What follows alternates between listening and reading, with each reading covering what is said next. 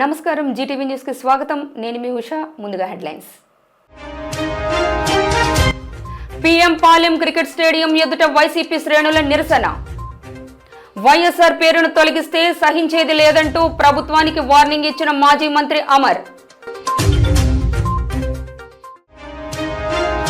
ఫిబ్రవరి నెల రికవరీ మేళా నిర్వహించిన సిపి శంకబ్రత బాగ్చి బాధితులకు సొత్తు అందజేత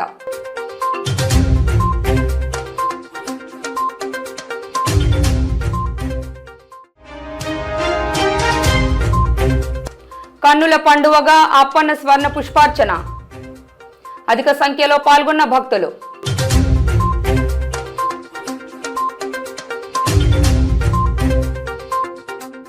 ప్రజా శ్రేయస్సే పరమావధిగా రాష్ట్రాభివృద్ధే లక్ష్యంగా పరిపూర్ణ సేవలు అందించిన దివంగత మాజీ ముఖ్యమంత్రి వైఎస్ రాజశేఖర్ రెడ్డి పేరును ప్రజల మనసులోంచి తొలగించాలని కుట్రలు పన్నుతున్న కూటమి ప్రభుత్వ వైఖరి సరిలేదన్నారు మాజీ మంత్రి గుడివాడ అమర్నాథ్.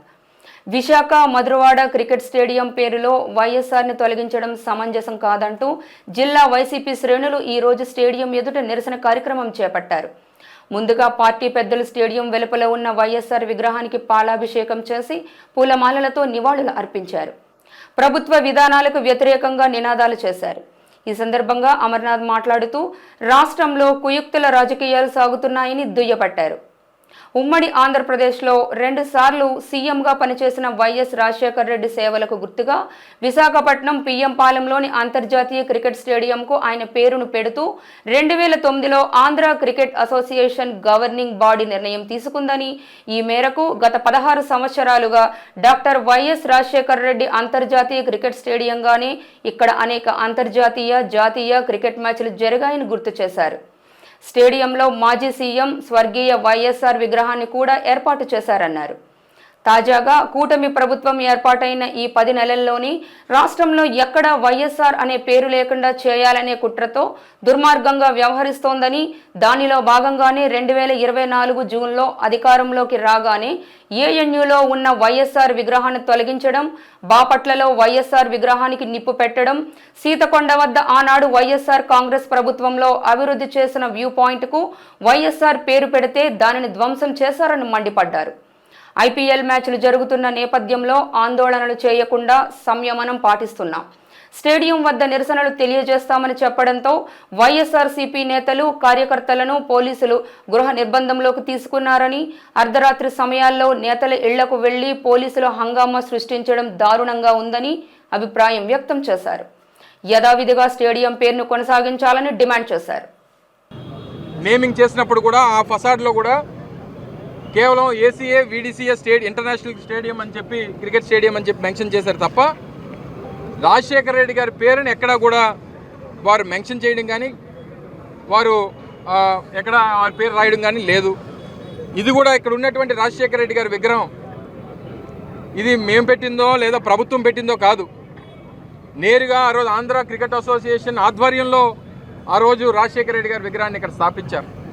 దానికి ఎంట్రీ గేట్ కూడా మీరు చూసుంటారు. ఇప్పుడు మేము పూలదండ వేయడానికి వెళ్ళినప్పుడు కూడా స్టేడియం లోపలికి వెళ్ళి దానికి ఎంట్రన్స్ ఉందనేటువంటి విషయాన్ని కూడా మీరు అందరూ కూడా గమనించారు. రాజశేఖర రెడ్డి గారి పేరుని తొలగించారా లేదా అనేటువంటి దాని మీద అనుమానాలు అనేక మందికి ఈరోజు రాష్ట్ర వ్యాప్తంగా ఉన్నాయి. ఎక్కడ కూడా ఈరోజు వరకు ఈ 48 గంటల్లో ఆంధ్ర క్రికెట్ అసోసియేషన్ ముందుకొచ్చి మేము తొలగించామని చెప్పరు, మేము ఉంచామని చెప్పరు, మేము తీర్మానం చేశామని చెప్పరు, లేదా మా మీద ప్రభుత్వం ఒత్తిడి ఉందని చెప్పరు, లేదా ప్రభుత్వం దగ్గర మంచి మార్కులు కొట్టేయడానికి కమిటీలో ఉన్నటువంటి 2 ఎంపీలు ఈరోజు ఆంధ్ర క్రికెట్ అసోసియేషన్ ప్రెసిడెంట్గాను సెక్రటరీగాను ఉన్నటువంటి ఒక రాజ్యసభ ఎంపీ, ఒక లోక్సభ ఎంపీ, తెలుగుదేశం పార్టీకి సంబంధించినటువంటి 2 నేతలు ఈరోజు ఆంధ్ర క్రికెట్ అసోసియేషన్ నడుపుతూ ఉన్నారు. ఏ రోజు మీరు 9 నెలల్లో మీరు అధికారంలోకి వచ్చి పరిపాలన మీద శ్రద్ధ పెట్టండి అంటే లేదు, ఉండి పేర్లు తీసేస్తాం, రంగులు మార్చేస్తాం, లేకపోతే ఆన్ని కొడతాం, ఈయన్ని కొడతాం, వాడిని హింసిస్తాం, వీడిని హింసిస్తాం. ఈరోజు ఎన్ని మా శిలాఫలకాలు, నేను మంత్రిగా చేసినటువంటి శిలాఫలకాలు, లేదా మా శాసనసభ్యులు ఆ రోజు శాసనసభ్యులుగా ఉన్నప్పుడు వేసినటువంటి శిలాఫలకాలను రావడం శిలాఫలకాలని చెదగొట్టడం ఏంటి, దాన్ని ధ్వంసం చేయడం ఏంటి? రైతు భరోసా కేంద్రాలు, వెల్నెస్ క్లినిక్లు, గ్రామ సచివాలయాలు, ఇన్ని కార్యక్రమాలు మెడికల్ కాలేజీలు వాటిని ప్రైవేట్ పరం చేయాలి. పోర్టులు నిర్మాణం చేస్తూ ఉన్నాం, వాటిని ప్రైవేట్ పరం చేయాలి. ప్రభుత్వం పోర్టులు ఆ రోజు 15,000 కోట్ల రూపాయలు పెట్టి ఆంధ్రప్రదేశ్ రాష్ట్రంలో కొత్తగా 3 పోర్టులు అభివృద్ధి చేస్తే వాటిని ప్రైవేట్ పరం చేయాలి. మెడికల్ కాలేజీలు ప్రైవేట్ పరం చేయాలి, విద్యని ప్రైవేట్ పరం చేయాలి, వైద్యాన్ని ప్రైవేట్ పరం చేయాలి.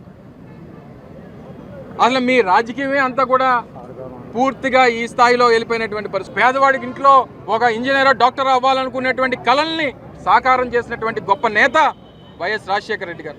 ఇవన్నీ మర్చిపోయి సరే పేర్లు తుడిపేస్తాం చెరిపేస్తాం అనుకుంటే కలకాలం ప్రభుత్వాలు ఉండిపోవు, అధికారం ఎప్పుడు ఉండిపోదు.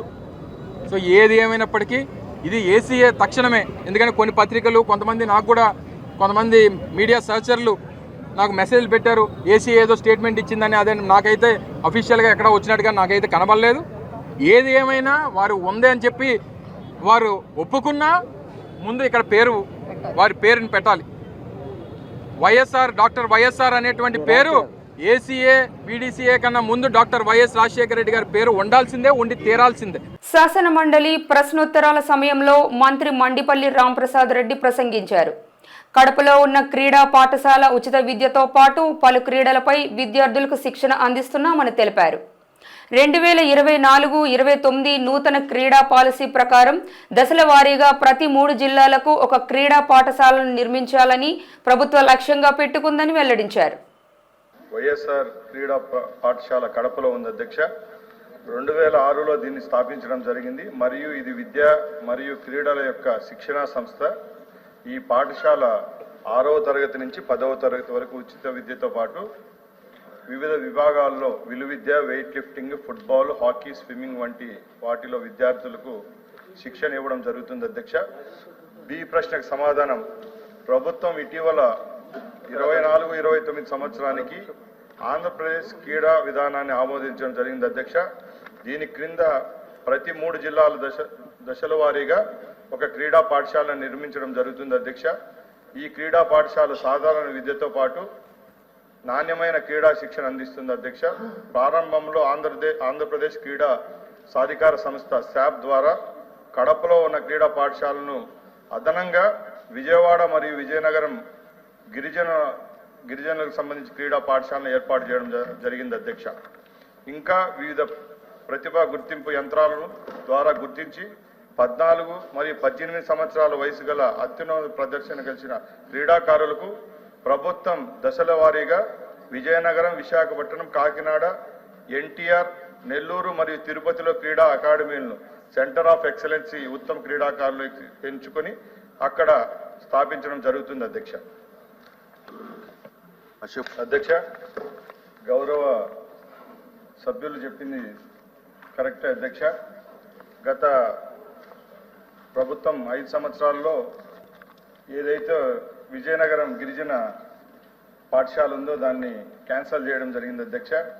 25% వర్క్ ఏదైతే తక్కువ జరిగింటుందో దాన్ని క్యాన్సల్ చేసి ఒక జీవోను కూడా రిలీజ్ చేయడం జరిగింది అధ్యక్ష.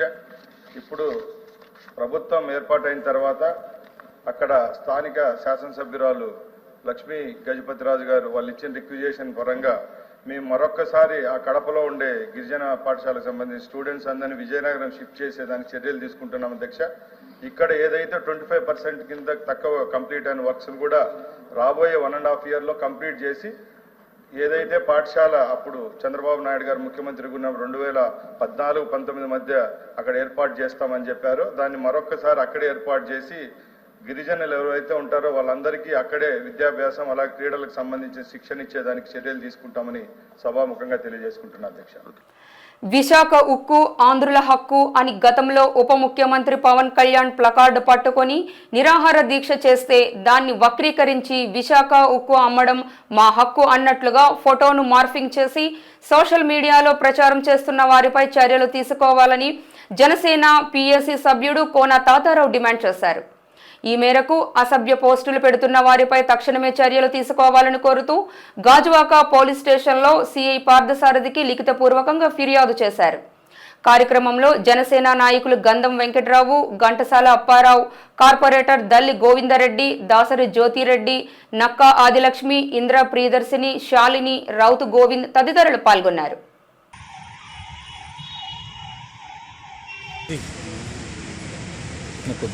ఈ విశాఖపట్నం స్టీల్ ప్లాంట్ ప్రైవేటీకరణ చేస్తామని చెప్పి పార్లమెంట్లో నిర్మలా సీతారామన్ గారు ప్రకటించిన వెంటనే మొట్టమొదటగా స్పందించినటువంటి వ్యక్తి ఎవరు ఉన్నారంటే జనసేన పార్టీ అధ్యక్షులు శ్రీ కొనదల పవన్ కళ్యాణ్ గారు.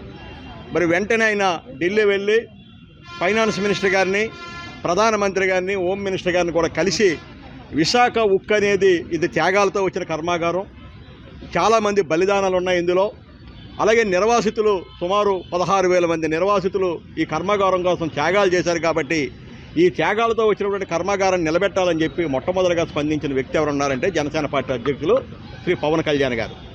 అలాగే లక్షలాది మందితో విశాఖపట్నం మరి స్టీల్ ప్లాంట్ బౌండరీలోనే లక్షలాది మందితో సమావేశం ఏర్పాటు చేసి కేంద్ర ప్రభుత్వానికి పెద్ద ఎత్తున విశాఖ ఉక్కు, ఆంధ్రుల హక్కు, అందుగురించి ఈ సెంటిమెంట్ని కాపాడాలని చెప్పేసి మొట్టమొదటిగా మరి నివేదించిన వ్యక్తి కూడా జనసేన పార్టీ అధ్యక్షులు పవన్ కళ్యాణ్ గారు. కానీ ఇవాళ సోషల్ మీడియా విభాగం వారు ఏంటంటే మొట్టమొదటి నుంచి కూడా అలవాటాలకి వాళ్ళు చేసినటువంటి తప్పుల్ని ఎదటి వాళ్ళ మీద తొయ్యడం, వాళ్ళు లేనిపోని ప్రచారం చేసి కించపరిచే విధంగా ఈ రకంగా విశాఖ ఉక్కుని అమ్మడమే మా ధ్యేయం అన్నట్టుగా ఈరోజు పవన్ కళ్యాణ్ గారి చేతిలో ప్లేవ్ కార్డు పెట్టి వాళ్ళు ప్రచారం చేస్తున్నారు. దాని మీద ఇవాళ మనం గాజువాక పోలీస్ స్టేషన్లో స్టేషన్ హౌస్ ఆఫీస్ దగ్గర జనసేన పార్టీగా కోన తాతారావు గారి నాయకత్వంలో మరి గడసాల అప్పారావు గారు కానీ, కార్పొరేటర్ దల్లి గోవింద్ రెడ్డి గారు కానీ మేమంతా కూడా వచ్చి ఈరోజు ఒక కంప్లైంట్ ఇవ్వడం కూడా జరిగింది. పవన్ కళ్యాణ్ గారు మొదటి నుంచి విశాఖ ఉక్కు ప్రభుత్వ రంగంలో ఉండాలనేటువంటిదే నా ఆలోచన.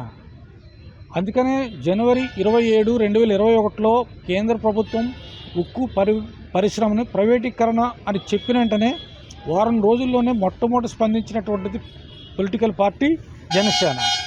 మొట్టమొదటిగా కేంద్ర పెద్దలతో కలిసినటువంటి వ్యక్తి పవన్ కళ్యాణ్ గారు ఫిబ్రవరి 7-8 తేదీల్లో 2021. దాని తర్వాత కబుర్లు చెప్పేవాళ్ళు వేరు, పని చేసేవాళ్ళు వేరు. కానీ నిబద్ధతతో ఎట్టి పరిస్థితుల్లో నిర్వాసితులకి న్యాయం జరగాలి, ఉక్కు ఉద్యోగులకి న్యాయం జరగాలి, ఈ ప్రాంతంలో విశాఖ ఉక్కు పరిశ్రమ ప్రభుత్వ రంగంలో కొనసాగాలనే ఉద్దేశంతో నిబద్ధతతో విశాఖపట్నం స్టీల్ ప్లాంట్ ముఖద్వారం వద్ద దాదాపు 2-3 లక్షల జనాభాతో, ముఖ్యంగా విశాఖపట్నం నిర్వాసితులు ఎవరైతే భూములు ఇచ్చారో స్టీల్ ప్లాంట్ నిర్మాణం వాళ్ళతో కలిసి విశాఖపట్నం ఉక్కు ఉద్యోగులు, స్టీల్ ప్లాంట్ ఉక్కు ఉద్యోగులు, వారి కుటుంబాలు, తర్వాత మన జనసేన పార్టీ రాష్ట్ర వ్యాప్తంగా వచ్చినటువంటి శ్రేణులు అందరూ కలిపి ప్రధాన గేటు దగ్గర మేము నిరసన తెలియజేసి అక్కడ కూడా పట్టుకున్నారు ఈ ప్లెకార్డ్, విశాఖ ఉక్కు ఆంధ్రుల హక్కు. అది పట్టుకుంటే దాన్ని ఈరోజు మార్పింగ్ మీకు చేయడానికి మీకు బుద్ధి ఏంటి? మీకు అంటే జగన్మోహన్ రెడ్డికి మీకు 150 సీట్ల నుంచి 11 సీట్లకి ప్రజలు మేము దించేసినా ఇంకా బుద్ధి రావట్లేదా? ఇంకా గుర్తు రావట్లేదా? ఇంకా క్రిమినల్ మెంటాలిటీ ఎన్నాళ్ళు కొనసాగిస్తారు? ఎంతో వ్యయ ప్రయాసలతో సాధించుకున్న ముస్లింల అంబ్రికేషన్ని కోల్పోవడానికి ప్రస్తుత కూటమి ప్రభుత్వమేనని మాజీ డిప్యూటీ సీఎం అమ్జద్ బాషా అన్నారు. కడపలో ఏర్పాటు చేసిన విలేకరుల సమావేశంలో ఆయన రాష్ట్ర ప్రజలకు, ముస్లింలకు సెంట్రల్, స్టేట్ హజ్ కమిటీల నివేదికను వివరించారు.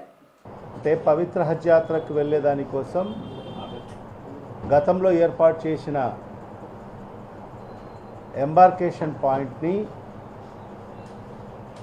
దాని ఆపరేషన్స్ని రద్దు చేస్తున్నాము అని చెప్పి 18వ తేదీ government of India, ministry of minority affairs నుంచి ఈ లెటర్ రావడం జరిగింది.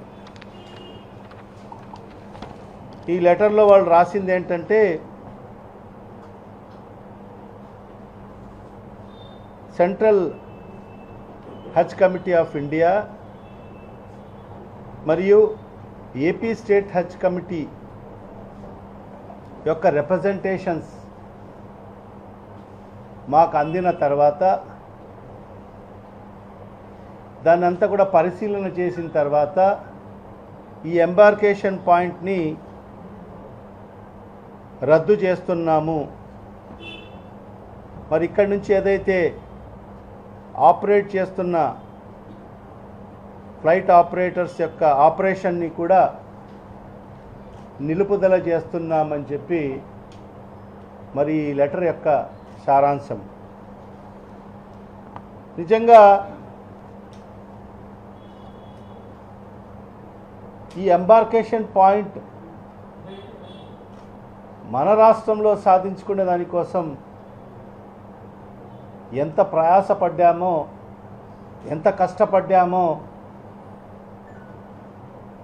As a minister for minority welfare గతంలో నేను పనిచేశాను కాబట్టి మరి నాకు తెలుసది. ఎంతో ప్రయాసపడి ఎంతో కష్టపడి సాధించుకున్న ఈ విజయవాడ ఎంబార్కేషన్ పాయింట్ని ఈరోజు ఈ కూటమి ప్రభుత్వం యొక్క నిర్లక్ష్యం వల్ల ఈరోజు ఈ ఎంబార్కేషన్ పాయింట్ని కోల్పోవాల్సిన పరిస్థితి ఏర్పడిందని చెప్పి కూడా ఈ సందర్భంగా ఈ రాష్ట్ర ప్రజలకందరికీ మరీ ముఖ్యంగా ముస్లిం మైనార్టీ సోదరులందరికీ కూడా తెలియజేసుకుంటున్నాను. ఇది చాలా దారుణం. ఎందుకంటే దశాబ్దాలుగా మనం చూశాం, మన రాష్ట్రానికి సంబంధించిన హాజీలన్నీ కూడా ఇతర రాష్ట్రాల నుంచి మరి ఆ ఎంబార్కేషన్ పాయింట్ నుంచి వెళ్ళే పరిస్థితి ఉండేది. ఆ రోజు సమైక్య ఆంధ్ర రాష్ట్రంగా ఉన్నప్పుడు మనకు హైదరాబాద్ ఎంబార్కేషన్ పాయింట్గా ఉన్న పరిస్థితి మనందరికీ కూడా తెలిసిన విషయం. మరి అక్కడి నుంచి పవిత్ర హజ్ యాత్రకు మరి ముస్లిం సోదరులందరూ కూడా మరి ఆ ఎంబార్కేషన్ పాయింట్ నుంచి వెళ్ళే పరిస్థితి ఉండేది. రాష్ట్రం విడిపోయిన తర్వాత మరి అదే హైదరాబాద్ ఎంబార్కేషన్ పాయింట్లో మన ఆంధ్ర రాష్ట్రానికి సంబంధించిన ఏదైతే హజ్ యాత్రకు వెళ్ళే హాజీలకు ఎలాంటి సౌకర్యాలు కల్పించని పరిస్థితి మనం గతంలో చూశాం. నేను 2014 నుంచి 19 వరకు నేను శాసనసభ్యుడిగా పనిచేశాను. మరి ఆ 5 ఏళ్ళు కూడా ప్రతి సందర్భంలో కూడా ప్రతి సంవత్సరము మరి హజ్ యాత్రకు వెళ్ళే హజ్ యాత్రికులను పరామర్శించడానికోసం పలకరించడానికోసం మరి నేను హైదరాబాద్కు వెళ్ళేవాడిని. మరి అక్కడ చూస్తే వసతులు ఎక్కడ కూడా సమకూర్చుకోకుండా మరి ఆంధ్ర రాష్ట్రం నుంచి వెళుతున్న హాజీలకు మరి 2వ స్థాయి హాజీలుగా పరిగణించి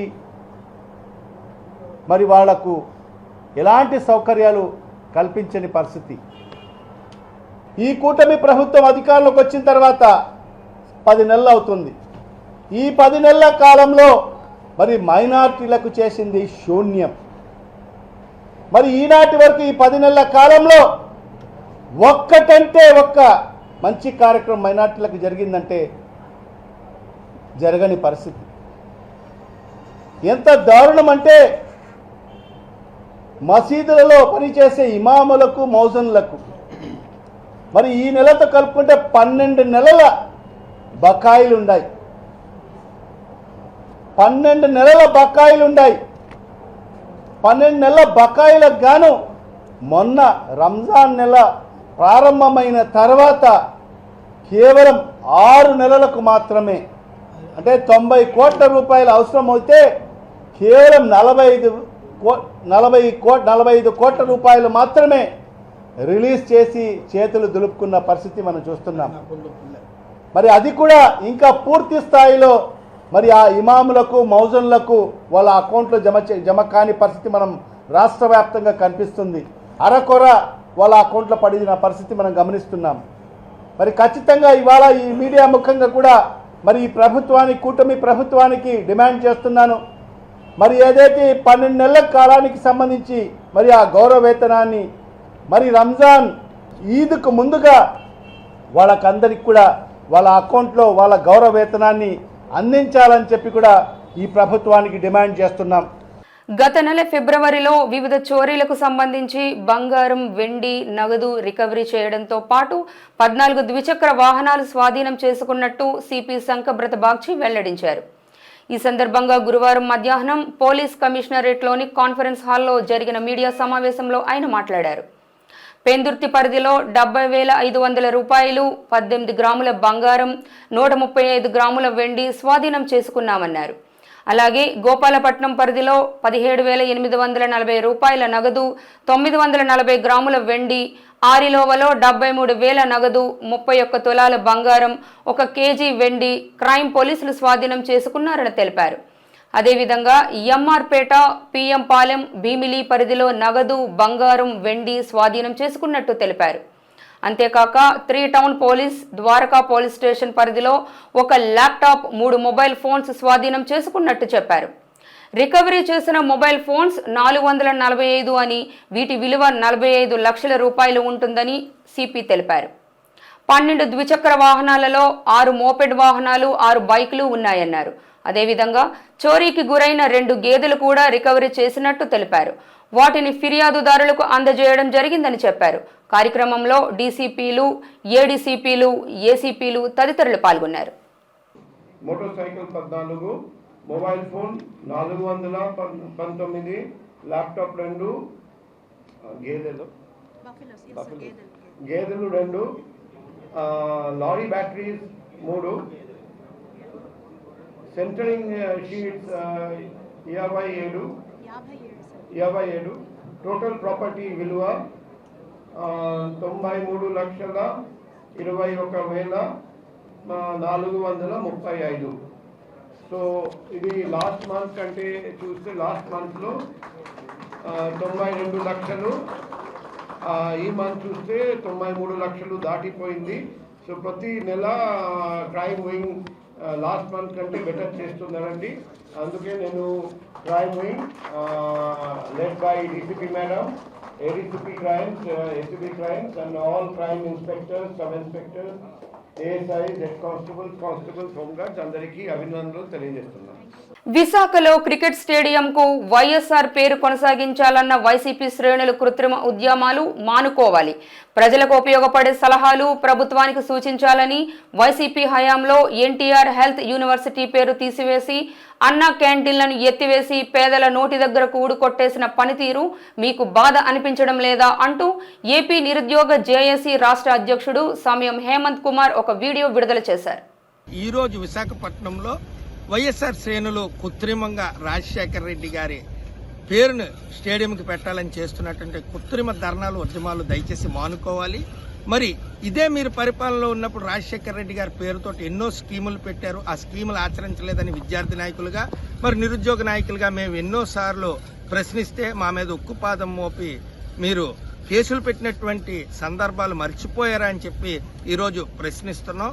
మరి మీ కార్యకర్తలు, మీ శ్రేణులు ప్రెస్ మీట్లు వెనకాతలున్న బ్యాక్గ్రౌండ్లో కానీ, మరి ఫ్లెక్స్ బోర్డులో కానీ ఎన్నోసార్లు రాజశేఖర రెడ్డి గారి ఫోటోలు లేకుండా మరి మీరు పెట్టినటువంటి మీ శ్రేణుల ముందు మీరు సరిదిద్దుకోండి. అంతేకాకుండా మరి విద్యా దీవెన, వసతి దీవెన ఇటువంటి ఎన్నో స్కీములు మీరు సకాలంలో ఆచరించలేదని చెప్పి ప్రశ్నించిన వారికి మీరు ఇచ్చినటువంటి సమాధానం ఆ రోజుల్లో ఏ రకంగా ఇచ్చేవారు అనేది ఒక్కసారి నెమరు వేసుకోమని చెప్తున్నాం. మరి నోటి దగ్గర కూడును కొట్టేసి అన్నా క్యాంటీన్లు రద్దు చేసినటువంటి మీ వైసీపీ ప్రభుత్వం తీరు చూసి మీకు ఆ రోజుల్లో బాధ అనిపించలేదా? మీరు చేసింది తప్పు అనిపించలేదా? ఎన్టీఆర్ హెల్త్ యూనివర్సిటీ పేరుని మీరు హుటాహుటిన తీసేయడం వల్ల మీకు బాధ అనిపించలేదా? చనిపోయిన 2 ముఖ్యమంత్రుల మధ్యలో గొడవ పెట్టి కృత్రిమ ఉద్యమాన్ని రాజేసి ప్రజల్లో అశాంతిని నెలకొల్పుతున్నటువంటి మీ వైసీపీ శ్రేణులకి ఎప్పటికైనా బాధ అనిపించట్లేదా? అక్కడ ఉన్నటువంటి ఎన్టీఆర్ గారికి మరి చిన్నచూపు చూస్తూ ఈ రోజు రాజశేఖర రెడ్డి గారి స్కీములు ఏవి కూడా మీరు మీ ప్రభుత్వంలో ఆచరించకుండా ఇతరులు కూడా చిన్నచూపు చేస్తూ ఈ రోజు రాజశేఖర రెడ్డి గారిని రోడ్డుకి ఎక్కించి వారి సతీమణిని కూడా విశాఖపట్నంలో ఓటమి పాలైపోతే కనీసం మీ కార్యకర్తలు ఎవరు కూడా గెలిపించడానికి కూడా ముందంజకు రాలేదు. దానికి మీరు సిగ్గుపడట్లేదా అని చెప్పి మిమ్మల్ని ఈ రోజున ప్రశ్నించవలసినటువంటి పరిస్థితి. ప్రజలకు ఉపయోగపడేటటువంటి పనులపైన దయచేసి దృష్టి పెట్టండి. మీరు 151 సీట్ల నుంచి 11 సీట్లకు దిగజారిపోవడానికి మీ పరిపాలన లోపాలు ఎక్కడున్నాయో వాటి మీద విశ్లేషించుకోండి. వాటి మీద మీరు అందరూ కూడా అవగాహన సదస్సులు పెట్టుకోండి. కార్యకర్తల్లోని దయచేసి మంచి ధైర్యాన్ని నింపి ప్రజలకు ఉపయోగపడే కార్యక్రమాలు చేయండి. ప్రతిపక్షాల మీద దుమ్ము పోయడం, బురద జల్లడం ఇటువంటివి ఎప్పుడంటే మీరు అన్యాయం అయిపోతే, స్వతహాగా మీకు అన్యాయం జరిగితే మీరు ప్రశ్నించాలి. ఏదో స్టేడియంకి పేర్లు పెట్టలేదనో ఇంకో దానికి పేర్లు పెట్టలేదని చెప్పి ఉద్యమాలు అవసరం లేదు. ఈ పెట్టినా పెట్టకపోయినా పేర్లు స్టేడియంలు అక్కడే ఉంటాయి. దయచేసి వైసీపీ శ్రేణులు ప్రజలకు ఉపయోగపడే కార్యక్రమాల్లోనే పాల్గొని ప్రజలకి ఉపయోగపడి ధైర్యంగా మీరు నిలబడాలని చెప్పి మేము కోరుతున్నాం. ప్రతిపక్ష నాయకులుగా మీరు చేయవలసినటువంటి కార్యక్రమాలు ఎన్నో ఉంటాయి. వాటిలో భాగస్వామ్యం అయ్యి ప్రభుత్వాన్ని ముందుకు నడిపించే మంచి దిశగా మీరు మంచి సలహాలు ఇమ్మని చెప్పి మేమైతే కోరుతున్నాం. అర్హులైన పేదలకు ఇళ్ల స్థలాల కేటాయింపులో రాష్ట్రంలోని కూటమి ప్రభుత్వం వైఫల్యం చెందిందని సిపిఐ రాష్ట్ర సహాయ కార్యదర్శి జేవి సత్యనారాయణమూర్తి ఆరోపించారు. అర్హులైన పేదలందరికీ ఇళ్ల స్థలాలు ఇవ్వాలని సిపిఐ ఆధ్వర్యంలో పెదగంటాడ తహసీల్దార్ కార్యాలయం ఆవరణలో నిరసన తెలిపారు. అనంతరం పేదల నుంచి సేకరించిన దరఖాస్తులను తహసీల్దార్కు అందజేశారు. జేవి సత్యనారాయణమూర్తి మాట్లాడుతూ సార్వత్రిక ఎన్నికల ముందు కూటమి ప్రభుత్వం పేదలందరికీ ఇళ్ల స్థలాలు కేటాయిస్తామని హామీ ఇచ్చారని 9 నెలలు గడిచినప్పటికీ కూటమి ప్రభుత్వం ఇచ్చిన హామీని నిలబెట్టుకోలేదని అన్నారు. పట్టణ ప్రాంతాల్లో 2 సెంట్ల భూమి, గ్రామీణ ప్రాంతాల్లో 3 సెంట్ల భూమి ఇచ్చి ఇళ్ల నిర్మాణానికి 5 లక్షల రూపాయలు ఇవ్వాలని సిపిఐ రాష్ట్ర వ్యాప్తంగా ఆందోళన చేపట్టిందని అన్నారు. ప్రభుత్వం నెలలోపు పరిశీలన చేసి పేదలందరికీ సొంతింటి కలను నెరవేర్చాలని డిమాండ్ చేశారు. పట్టణంలో ఇల్లు లేనటువంటి అర్హులైనటువంటి ప్రజలందరికీ కూడా 2 సెంట్లు భూమి ఇచ్చి 4 లక్షలు కూడా మేము మంజూరు చేసి వాళ్ళకి సొంత ఇల్లు నిర్మిస్తామని చెప్పని ఎన్నికల్లో హామీ ఇచ్చాం. ఎన్నాళ్ళైంది వీళ్ళు అధికారంలోకి వచ్చి? ఎన్నాళ్ళైంది? 9 నెలలు అయిపోయింది. ఇప్పటికేమైనా ఇప్పుడు ఇల్లు ఇచ్చేమని చెప్పాను అంటల్లా. ఏ ఇంటికైనా వచ్చే అధికారులు అమ్మా ఈ ఇంట్లో ఎంతమంది నివాసం ఉంటున్నారు, ఇందులోని ఇల్లు లేనటువంటి కుటుంబాలు ఎన్ని ఉన్నాయి, అడ్డుకున్నటువంటి వాళ్ళు ఎంతమంది ఉన్నారన్నది ఏమైనా పరిశీలన చేశారా? మిమ్మల్ని అడుగుతున్నా. వాళ్ళేమీ కదలలేదు కాబట్టి ఈరోజు సిపిఐగా పార్టీ తనకి చేతనైనంత మేరకు ప్రజల దగ్గరికి పోయి వాళ్ళ చేత దరఖాస్తులు పెట్టించి ఇవ్వడానికి ప్రయత్నం చేస్తున్నాం. ఇప్పటికే గత 4 నెలల నుంచి, గత డిసెంబర్ నుంచే ఈ ప్రక్రియ రాష్ట్ర వ్యాప్తంగా నిర్వహించడం జరుగుతుంది. రంజాన్ పవిత్ర మాసంలో సామాజిక సేవ చేయాలనే దృక్పథంతో తొలి కార్యక్రమాన్ని గాజువాక నవాబ్ నగర్లోని మదీనా మస్జిద్లో ఏర్పాటు చేశారు. గాజువాక పరిధిలోని అన్ని యూత్ కమిటీలకు ఇక్కడ ఇఫ్తార్ విందు ఏర్పాటు చేశారు. సంఘం ప్రతినిధులు మాట్లాడుతూ పేద ముస్లింలతో పాటు ఆయా ప్రాంతాల్లో ఆర్థిక ఇబ్బందులతో బాధపడుతున్న వారికి తోచిన సాయం అందించడమే లక్ష్యంగా సంస్థ పనిచేస్తుందన్నారు. కార్యక్రమంలో అస్మత్ అలీ, తాజుద్దీన్, మహబూబ్ అలీ, మహమ్మద్ ఇక్బాల్, హరూన్ రషీద్, అమీన్ అషేన్, అబ్బాస్ అలీ షా, గాజువాక పరిధిలోని యూత్ కమిటీల సభ్యులు పాల్గొన్నారు.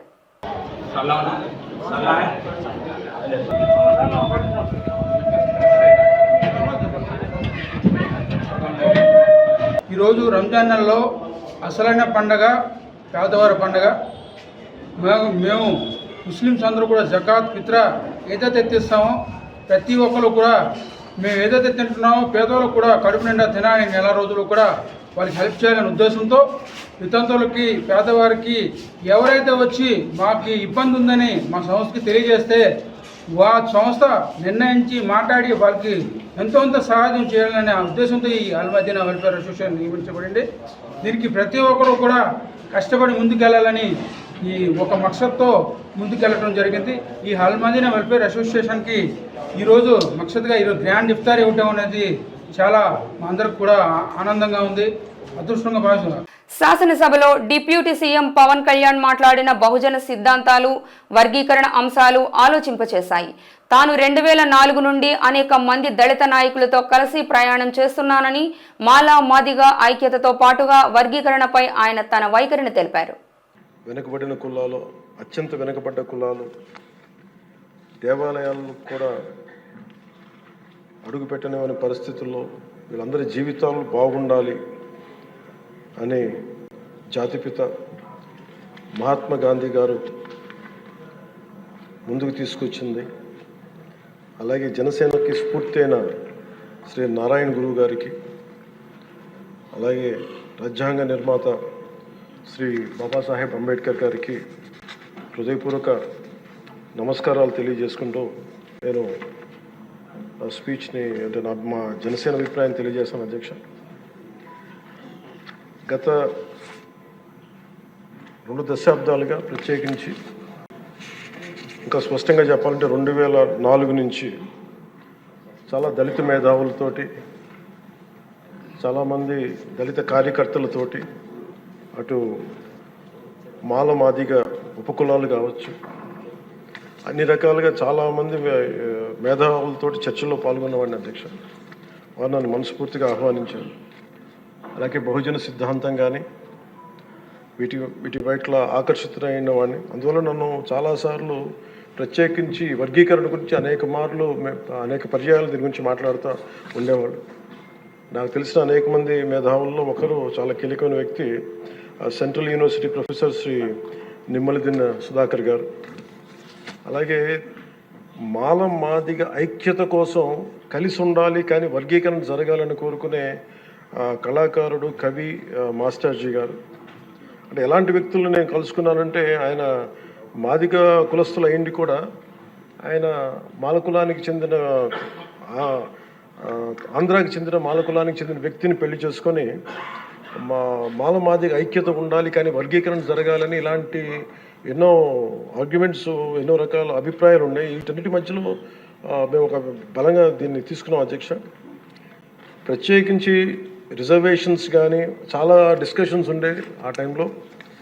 ప్రత్యేకించి మన వర్గీకరణ గురించి, అలాగే క్రీమీ లేయర్ గురించి, అలాగే ఇంకా కులం గుర్తింపు లేని కులాలు బేడా బుడగ జంగాల గురించి, రెల్లి కులస్తుల గురించి అనేక మార్లు చాలా విస్తారమైన చర్చలు ఉండే అధ్యక్ష.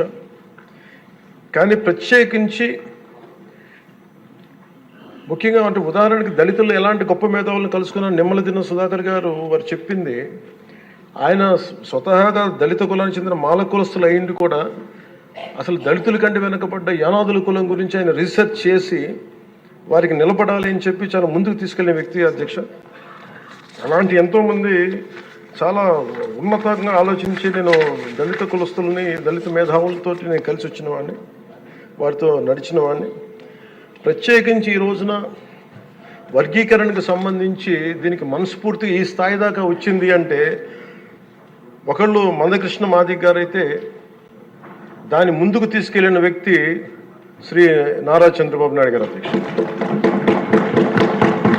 ప్రత్యేకించి మేము హైదరాబాద్ రోడ్ల మీద మేము తిరుగుతున్నప్పుడు మందకృష్ణ మాదిగ గారు అప్పుడు మాదిగ కులానికి వన్నె తెచ్చిన, ఆత్మగౌరవం అనే నినాదం తెచ్చిన మందకృష్ణ మాదిగ గారికి మనస్ఫూర్తిగా నేను వారికి నా ధన్యవాదాలు తెలుపుతున్నాను అధ్యక్ష. ఎందుకంటే ఒక చిన్నబుచ్చుకునే తనం నుంచి మిగతా కులాలకి ఏమాత్రం సర్నేమ్స్ అని అన్ని కులాలు పెట్టుకుంటాయి, కానీ మాదిగ కులం పెట్టుకోవాలంటే ఇబ్బంది పడే పరిస్థితుల్లో నేను మాదిగాని చెప్పగలిగే గుండె ధైర్యంతో, ఆత్మగౌరవంతో దాన్ని ముందుకు తీసుకెళ్లిన మందకృష్ణ మాదిగ గారిని అసెంబ్లీ సాక్షిగా మనస్ఫూర్తిగా వారిని అభినందిస్తున్నాను అధ్యక్ష. అలాంటి ఆత్మగౌరవ పోరాటాన్ని ముందుకు తీసుకెళ్లి దాన్ని ఆంధ్రప్రదేశ్ ఉమ్మడి రాష్ట్రంలో ప్రవేశపెట్టిన ఘనత, దాన్ని ముందుకు తీసుకెళ్లిన ఘనత శ్రీ నారా చంద్రబాబు నాయుడు గారికి, మన గౌరవ ముఖ్యమంత్రి గారికి దక్కుతుంది అధ్యక్ష. ఈ రోజున దేశ స్థాయిలో దీన్ని ముందుకు తీసుకెళ్ళగలుగుతున్నాం అంటే ప్రధానమంత్రి గారు దృష్టిలో పడిందంటే దానికి నాంది ఆంధ్రప్రదేశ్ నుంచే పడింది అధ్యక్ష. మేజర్గా మాకు అప్పుడు నేను ఇలా దళిత మేధావులతో అందరితో మాట్లాడుతున్నప్పుడు ఇది వర్గీకరణ మాల కులస్తులను తగ్గించి మాల కులస్తులకి అన్యాయం జరుగుద్దని చాలా 2 వర్గాల వారు కూర్చొని మాట్లాడుకునేవాళ్ళు అధ్యక్ష. ఆ టైంలో నాకు వినిపించిన ఆర్గ్యుమెంట్స్ అధ్యక్ష, ఉదాహరణకి ఏపీలో మాల కులస్తులు, మనకి తెలంగాణలో మనకి మాది కులస్తులు ఎక్కువ అధ్యక్ష. అలాగే ఇది ఒక్కొక్క చోట ఒక్కొక్క కులం సబ్ క్యాస్ట్ ఎక్కువ బెనిఫిట్ తీసుకుంది రిజర్వేషన్లో, ఇది మిగతా వాళ్ళకు కూడా చెందాలనే దానిదే ఈ వాదన ఇది. ఉదాహరణకి రాజస్థాన్లో అయితే మేఘవాల్స్, జాటోస్ ఎక్కువ తీసుకుంటారు రిజర్వేషన్లో. భైరవ కులస్తులు కానీ, కోలీస్ కానీ దీన్ని తక్కువ శాతం తీసుకుంటారు. ఇక్కడ వాళ్ళు బెనిఫిట్ అవుతారు అధ్యక్ష రాజస్థాన్లో. అలాగే మనకి ఉదాహరణకి పంజాబ్లో అయితే రవిదస్య, ముఖ్యంగా చెప్పాలంటే అక్కడ మన మాదిగ కులస్తులతో సమానం చమార్ కాస్ట్, వాళ్ళు ఎక్కువ బెనిఫిట్ తీసుకుంటారు అధ్యక్ష. కానీ అక్కడ ఈ రోజున మేజర్ భాగం దీనివల్ల బెనిఫిట్ అయితే అక్కడ బాల్మీకిలు, మజాబీ సిక్కులు. అలాగే ఇలాగ అనేక విభిన్నంగా ఒక్కొక్క చోట ఉన్న ఈ డామినెన్స్ కావచ్చు, లేదంటే ఎక్కువ శాతం తీసుకోవడం కావచ్చు, ఇట్స్ అ బ్యాలెన్సింగ్ యాక్ట్ అధ్యక్ష. ఇది వీటన్నిటిని గుర్తించి మనస్ఫూర్తిగా ఈ రోజున నారా చంద్రబాబు నాయుడు గారి ఆధ్వర్యంలో ఈ రోజున ఈ ఎన్డీఏ కూటమి ప్రభుత్వం ఈ మా రిజర్వేషన్ వర్గీకరణ బిల్లుని మనస్ఫూర్తిగా జనసేన తరపు నుంచి మనస్ఫూర్తిగా మేమందరం సమర్థిస్తున్నాం అధ్యక్ష. గోపాలపట్నం పెట్రోల్ బంక్ వద్ద ఏపీఎస్ఆర్టీసీ నేషనల్ మజ్దూర్ యూనియన్ ఆధ్వర్యంలో అక్రమ సస్పెండ్లపై నిరసన కార్యక్రమం చేపట్టారు. ఈ కార్యక్రమాన్ని ఉద్దేశించి APSRTC national Mazdoor union secretary JSN Raju మాట్లాడుతూ అనకాపల్లి జిల్లాలో 2 ఆర్టీసీ ఉద్యోగులను అక్రమంగా సస్పెండ్ చేశారని, దానిని ఖండిస్తూ ఈరోజు ఈ నిరసన కార్యక్రమం చేపట్టామన్నారు. విశాఖ జిల్లాలోని అన్ని డిపోల వద్ద ఈ నిరసన కార్యక్రమం నిర్వహిస్తున్నామని అన్నారు. ఎటువంటి ఎంక్వైరీ చేయకుండా సస్పెన్షన్ చేయడం అమానుషమని తెలిపారు. అనకాపల్లి జిల్లా డిపిటిఓ 1/19 సర్క్యులర్ అమలు చేయకుండా ఒక డ్రైవర్ని, కండక్టర్ని విధుల నుండి తొలగించడం అన్యాయమన్నారు. దీనిపై ఎన్ని రకాలుగా ఫిర్యాదులు చేసినా అనకాపల్లి జిల్లా డిపిటిఓ స్పందించకపోవడం దారుణమని మండిపడ్డారు.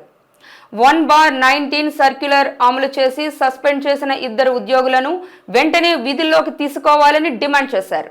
ఒక తీర్మానం చేసి ప్రతి డిపోలు, జోన్లో ఉన్న అన్ని డిపోల్లో కూడా మధ్యాహ్నం 2 రోజులు ప్రతిరోజు ప్రతి ఉదయం నుంచి ప్రతి ఒక్కరూ రెడ్ బ్యాడ్జీలు ధరించి మధ్యాహ్నం గేట్ మీటింగ్ ద్వారా ఈ అక్రమ చేసిన నిరసనగా ప్రతి డిపోలో గేట్ మీటింగ్ నిర్వహించమని చెప్పడం జరిగింది.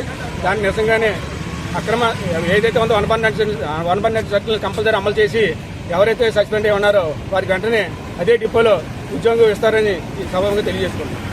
సింహాచలం ఆలయ వైదిక సిబ్బంది, ఆలయ అధికారుల ఆధ్వర్యంలో శాస్త్రోక్తంగా శ్రీవారికి 108 బంగారు సంపెంగలతో అత్యంత వైభవంగా జరిగింది. స్వర్ణ పుష్పార్చనలో భక్తులు పెద్ద సంఖ్యలో హాజరై స్వర్ణ పుష్పార్చన అత్యంత వైభవంగా దేవస్థాన వేద పండితుల వేద మంత్రాలు, నాదస్వర మంగళ వాయిద్యాలతో శాస్త్రోక్తంగా నిర్వహించారు. అర్చకులు వేకువజామున స్వామిని సుప్రభాత సేవతో మేల్కొలిపి ప్రాతకాల పూజలు సాంప్రదాయబద్ధంగా నిర్వహించారు.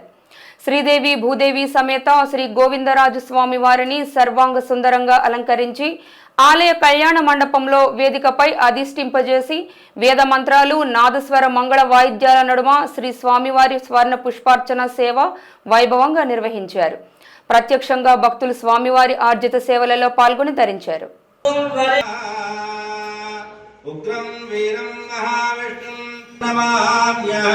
సుదర్శన మహాజ్వాల కోటి సూర్యాయ నమః. ఓం నారసింహాయ నమః. ఓం అచ్యుతాయ నమః. ఓం జనార్దనాయ నమః.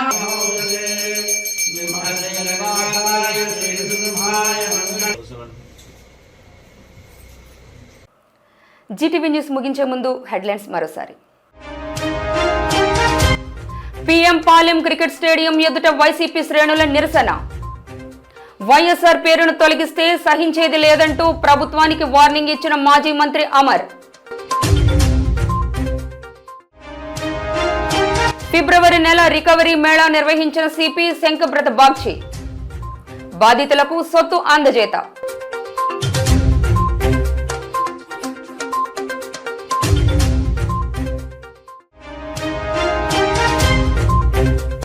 కన్నుల పండువగా అప్పన్న స్వర్ణ పుష్పార్చన. అధిక సంఖ్యలో పాల్గొన్న భక్తులు.